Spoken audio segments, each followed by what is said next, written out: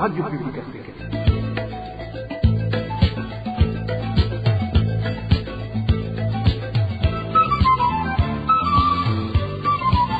Radio Publique Africaine.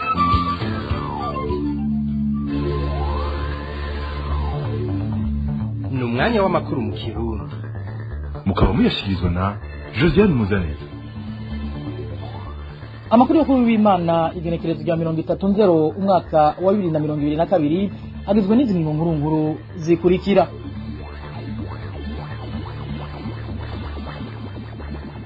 Indwara y'imibembe ni imwe mu ndwara zandukira cyane kiri mu Burundi, naho leta yashyizeho ibigo ivurirwamo kandi ku buntu. Abayandura bo baracari ku rugero ruri hejuru nk'uko muza kuvyumva muri ano makuru. Ugukingira ikibaba abanyonora itunga ry'igihugu birabandanya kuranga leta ya Gitega. Akarorero nako umutoza kori wa komine Mugina y'intara ya Cibitoke aherutse gutorokeshwa atamwanya yari bwamare mu gasho akurikiranwa kwisahurwa y'ikigega c'iyo komine. Muri ano makuru turaza kandi no kubabwira ibijanye n'igitoro kiguma ari umuzi wibuye mu mihingo itandukanye y'igihugu inyuma y'imisi 5 kidugizwe igiciro n'ubushikiranganji bw'ubudandaji n'ayandi. Ni mukanya isase ndabaramutse ndabahe n'ikaze.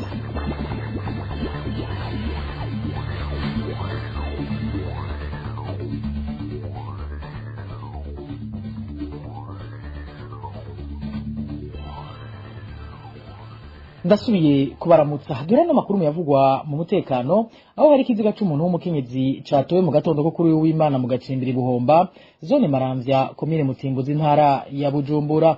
Ababonye ico kiziga bakeka ko uwo muhisi yishwa nizwe n'abantu bamusanze mu mirima yiwe, bagasaba ko hoba amatohoza kugira ngo abakoze iyo barabamenyekane kandi babihanigwe. Ni nkuru ya Emmanuel Niyungeko. Uwo mukenyezi yatowe ikiziga mu gitondo cyo kuri uyu w'Imana, yarazwi kuri tazirano rya Jacqueline, akaba yaba kwibarabara rya 15 muri zone Maramvya, komine Mutimbuzi, intara ya Bujumbura. Amakuru atangwa n'abanyagihugu bo muri iyo zone avuga ko umuhisi yari yavuye imuhira imbere y'umutaga wo kuri uyu wa gatandatu agiye mu mirima yiwe y'umuceri iri mu gacimbiri Buhomba, aho nyene muri zone Maramvya. Abanyagihugu baba muri ako gace bagakeka ko abamwishe bamwubiriye mu gihe yari mu bikorwa aho mu mirima yiwe, bagasaba ko hoba amatohoza. Jacqueline arafise imirima mu gacimbiri ka Buhomba, niho twasanze nyakwigendera bamugandaguye asa n'uwanizwe mw'izosi. Muri iyo mirima yiwe niho bamwiciye. Rero twasaba ko ubutungane dufasha kugira amatohoza tumenye abaraye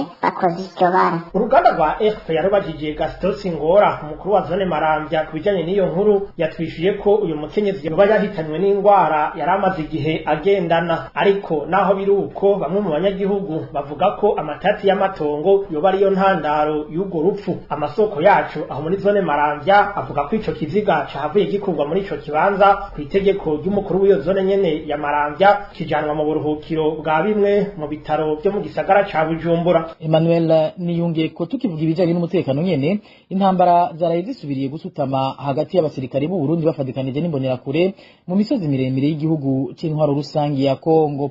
Abana baratuririwe mu mazu, umukenyezi nawe yibungenze arasiga ubuzima nk'uko amasoko ya RPA mu baharanira agateka kazina muntu abimenyesha. Kurikira umwe muri abo baharanira agateka ka muntu. Dans la nuit d'aujourd'hui, vers 1h de ce 29, il y a eu même attaque à partir de la 5 à l'endroit communément appelé Kawizi, où il y a une position de... Mw'ijoro rya Kayyo 29 nk'igihe cy'isaha y'imwe z'ubuca harabaye igitero ahitwa Kawizi ku kirindiro c'abasirikare ba Kongo. Ikirindiro cyose caraturiwe, abana b'inzirakarengane baraturirwa mu mazu, ndetse n'umukenyezi yibungenze arahasiga ubuzima. Nukuri ibiriko birabera mu kiyaya ca Rusizi birateye agahinda. Ntawe ugishobora gutandukanya abasirikare ba Kongo n'abo Burundi. Eka mbere nta n'ubuzi ico bariko baragwanira. Ubwo nibwo buzima tubayeho muri kino gihe mu karere ka Uvira no mu misozi miremire ya Mwenga na Fizi. Tout ça, c'est incomparable. C'est ça la vie qui est en train d'être menée dans les territoires d'Uvira. Et les autres plateaux d'Uvira, Mwenga et Fizi. Nta gahengwe namba kuvuye imigwi y'abanyamahanga yinjiye ikongera igashigikirwa n'imigwi yitwaje ibigwanisho yo ngaha muri Kongo. Abana baratiriwe ahitwa Kawizi mu karere ka Kiriba, ibatayijeje kugendereza nayo yaratewe. C'est dans le groupement de Mungu. à Kagando Kiliba. Il y a eu attaque là-bas. Ils ont attaqué la position militaire du bataillon de reconnaissance et d'action. On est entre deux. Ivyo vyose turiko turabikurikirana mu misozi miremire ihanamiye ikiyaya ca Rusizi no mu misozi ya Uvira na Fizi. La plaine de la Rosivier, des moyens plateaux et des hauts plateaux d'Uvira. Mu migenderanire naho abahiganirwa ikibanza cy'intumwa idasanzwe ya ONU y'agateka kazi na muntu mu Burundi basigaye ari batatu gusa inyuma y'igosogwa riheruka kugirwa n'umugwi ubishinzwe. Abasigaye ni umunyaburkina Faso Fortuné Gaëtan Zongo, umunyanigeria Seguni Jegede hamwe n'umunyakamerun Frédéric Fokatafo. Itekanijwe ko intumwa idasanzwe ya ONU izosuzuma ibijyanye n'agateka kazi na muntu mu Burundi izogenwa mu kwezi kwa gatatu mu nama igira 49 y'igisata ca ONU kiraba agateka kazi na muntu. Tukabibutsa ko leta y'u Burundi yamaze kuvuga ko itazokwemerera iyo ntumwa ya ONU guhonyoza ikirenge ku butaka bwayo. Tumira amategato dutandukire ayavugwa mu gisata cy'intwari bereye. Ikigega cha komine Mugina yo mu ntara ya Cibitoke kiriko kirasahurwa na bamwe mu bakozi b'iyo komine umaze kumenyekana n'uwahoze ari umutoza kuri waho. Ikibabaza abanyagihugu akaba ari uko uyo yamaze umwanya urumera mu gasho mu nyuma aratorokeshwa. Ni nkuru ya Dani Claire iratwumva. Nshimirimana Frank niwe yahora atoza amafaranga y'amatagisi mu isoko nkuru yaho bita Inyeshenza, ni ku mugwa mukuru wa komine Mugina. Nkuko tubikesha isoko ryacu mu bagize inama mpanuzwa jambo ya komine, iyo nama imaze kubona ibitagenda mu bijanye n'amafaranga yinjira mu kigega ca komine ava mu matagisi, yaciye yigira inama yo kurondera abahinga bafasha gutohoza. Kubw'iryo soko ryacu mu nama mpanuzwa jambo ya komine Mugina, vyahavuye bigaragara ko Nshimirimana Frank atoza amafaranga y'amatagisi ariko ntayashikane kuri konte ya komine. Iryo soko nyene rivuga ko yoba yatwara ivyemeza ko amafaranga yagiye kuri konte ariko atariko biri. Ivyo vyemeza rero canke amabordero do versement vyuzuye mu biro vya komine. Yose hamwe rero basanze hari igihengeri cy'amafaranga angana n'imiliyoni 20. Ikitaramenyekana gushika ubu niyo ayo mabordero yoba yarayakura. Bamwe mu bagize inama mpanuzwa jambo ya komine bakeka ko Nshimirimana Frank yoba afise ababimufashamwo muri Copec ahategerezwa kubikwa ayo mafaranga. Uwo mutoza kori wa komine ku munsi wa kane iyindwi yarafashwe ashigwa mu gashoka komine, ariko nkuko abo mu nama mpanuzwa jambo ya komine babivuga, ku munsi wa gatanu isaha 5 nyene Musitanteri wa Mugina Ndayihaya Julien yaramukuye mu ibohero amujana mu biro vyiwe, ariko haciye umwanya muto yaratangaje ko Frank Nshimirimana atorotse. Abenshi rero bakabona ko Musitanteri yoba abifisemwo uruhara. Uruganda rwa RPA twabajije Ndayihaya Julien, Musitanteri wa komine Mugina, akaba yemeje ko Nshimirimana Frank yatorotse mu gihe yariko arabazwa na OPG. Uwo mutoza kori ngo yahengereye OPG asohotse nawe abaragiye. Kugeza ubu akaba atawuramenya iyo yakamanganiye. Arakoze Dani Claire iratwumva. Tuve mu ntwari bereye tubabwira yavugwa mu gisata cy'amagara y'abantu, aho kuri uyu w'Imana amakungu yararamutse ahimbaza umunsi wariwe ukugwanya indwara y'imibembe. Iyo ndwara ikaba itarashobora gutuzwa mu Burundi kuko ivyegeranyo vyerekana ko ku mwaka abantu bashika 400 ari bo bayandura. Ni nkuru ya Onizime dushimagize. Buri munsi wa Mungu rageze umwaka amakungu yawugeneye umunsi wo kugwanya indwara y'imibembe. Uwo munsi ukaba watangwe guhimbazwa kuva mu mwaka w'1954 mu Burundi, nk'uko biri mu itangazo ry'ubushikanganje bw'amagara y'abantu no kurwanya sida. Naho intambwe ishimishije yatewe mu kurwanya iyo ndwara, haracibonekeza abayigwaye aho babangamirwa co kimwe n'imiryango yabo. Nk'uko ibiharuro bitangwa n'umugambi w'igihugu ujeje kurwanya imibembe n'igituntu bivyerekana, abantu barenga 400 nibo bandura iyo ndwara buri mwaka. Akarero mu mwaka wa 2019 abagwaye imibembe bangana n'415, nayo mu mwaka wa 2020 bari 407, nayo mu mwaka uheze 2021 bari bageze ku 437. Mu mugambi w'igihugu ujeje kurwanya iyo ndwara bamenyesha kandi ko iyibonekeza mu ntara indwi arizo Cankuzo, Ruyigi, Rutana, Makamba, Rumonge, Cibitoke hamwe na Bubanza. Izo ntara zikaba ziri ku mbibe Uburundi buhana n'ibindi bihugu. Abari mu gisata c'amagara y'abantu bavuga ko iyo ndwara iterwa n'umugera witwa Hansen ikandukira biciye mu muyaga.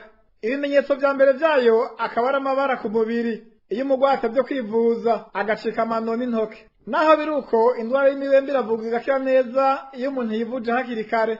Mu itangazo ry'ubushikiranganji bw'amagara y'abantu no kurwanya ikiza sida bamenyesha ko uyu munsi ari akaryo keza ko kwereka abagwaye iyo ndwara ko ari abantu nk'abandi bafise agateka n'agaciro mu gihugu. Ikindi nuko abagwayi badakwiye kwinyegeza imiti yayo itangwa kuri gusa. Onezime dushimagize mu mibano naho ukuronka igifungurwa c'inyama bisigaye bitoroshe muri komine Rugombo mu ntara ya Cibitoke kuva hafatwa ingingo yo kugaburira ibitungwa mu ngo uretse ko abazidandaza batakizironka nk'uko vyahora ngo naho zibonetse usanga zizimvye. Ibyo ni na Eric niyo nzima.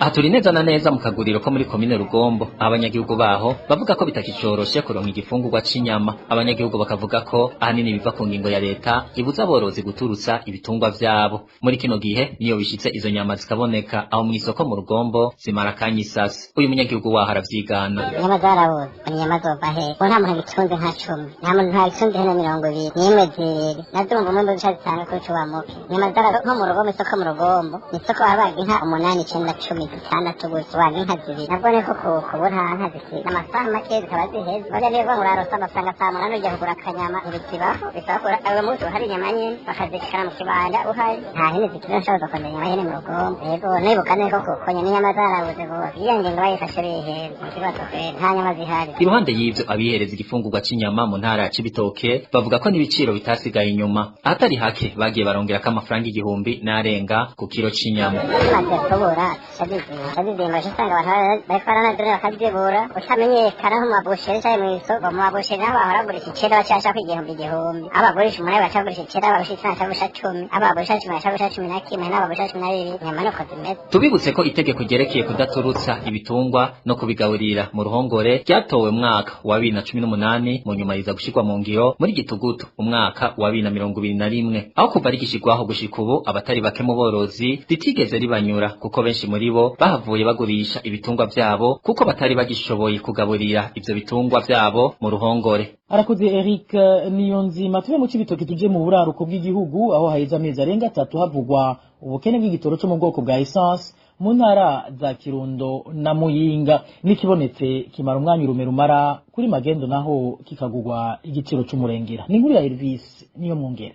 Sitasiyo zitatu zisanzwe zitanga igitoro ku mugwa mukuru w'intara ya Kirundo ntiyagira igitoro cyo mu bwoko bwa essence. Abagendesha imiduga n'amamoto bavuga ko ico gitoro cyo mu bwoko bwa essence cyatanguye kuboneka nabi aho ku mugwa mukuru w'intara ya Kirundo haraciye amezi arenga 3 bakidogera abacezwe gutanga igitoro ko bagiha abakigurisha kuri Magendo, abo nabo bakakigurisha ku giciro kiri hejuru aho icupa rya kinju rigugwa hagati y'6,000 n'ibihumbi 7 ku litiro imwe mu gihe igiciro kizwi n'amategeko aho mu ntara ya Kirundo kiri ku 2,768 ilitiro. Ivyo kandi ngo abajejwe umutekano basanzwe babizinanyemo n'abatanga igitoro nk'uko amasoko yacu mu Kirundo yabitwiganiye. Mu gisagara ca Kirundo igiciro cyo kwiyunguruza kuri moto uva muri quartier atandukanye cadugijwe inshuro zibiri. Uvuye muri quartier Rupfunda uja Ikanyinya bari basanzwe bariha 500, ubu ageze ku 1000. Nico kimwe no kuva mu Kabande uja muri quartier Runanira. Iryo hena ry'igitoro cyo mu bwoko bwa essence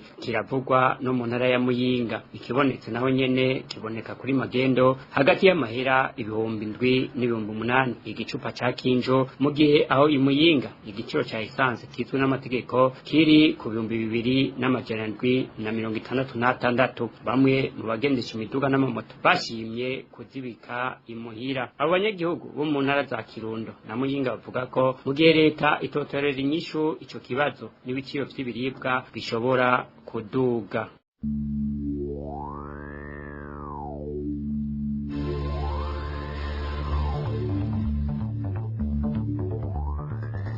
Elvis niyo mwongere arakenuye. Ni nungaha makuru mu Kirundi twabateguriye kuri uyu w'Imana igenekerezo rya 30 nzero umwaka wa 2022 aciye agarukira. Mwakoze mwebwe mwese mwadukuza abiri bakoze n'abagenzanje bamfashije kuyatororokanya no kuyabashikiriza.